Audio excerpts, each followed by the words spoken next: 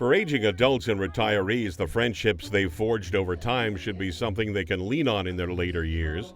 But to a fraudster, these close bonds provide the perfect way to lure the unsuspecting into a scam. It's something Steve Feaga has seen all too often. It could be through a church, it could be a golfing club, it could be a country club, it could be a Rotary club. They're one of the most common types of scams that Feaga runs into, and it's called affinity fraud. Affinity fraud is any type of fraud where people are induced to get into it because of a relationship that they have with another victim. In a recent case, Feaga and his team worked with the FBI to prosecute a local Alabama man, Edward Forehand, for scamming investors out of millions of dollars. Forehand targeted people he knew at his church with the investment of a lifetime. Forehand's pitch went like this. He could sell designer pots and pans to culinary colleges across the country for $2,000 a pop. Once invested in this scheme, people could count on huge profits plus interest. The scheme is what we call a classic Ponzi scheme because there's actually no pots and pans being purchased. There's no money being generated, no sales happening on college campuses anywhere. Forehand had enough money at the start to pay the earlier investors' returns.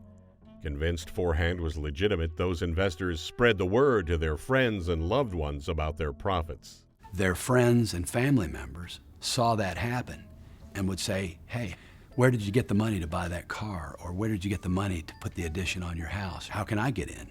And they would put them in touch with Forehand. But Forehand could only keep up the illusion for so long. And over time, this thing grows. Now, eventually it's going to collapse on itself because of the sheer weight and numbers of people who will begin to ask for money back. 3 years later, the scheme collapsed. 87 people, many fellow churchgoers of Forehand's, lost a total of almost $3 million. Though Feaga and his associates were able to get some of the investors' money back, most of it was gone for good. The most tragic part of Mr. Forehand's scheme is that this half of these people were elderly. They were investing with him their nest eggs. They weren't wealthy people. Their hope was that they could thereby grow that nest egg and actually have a comfortable or a much more comfortable retirement. Feaga and his team did win some justice for Forehand's victims. Forehand was tried, convicted on all counts, and sentenced to 90 months in prison.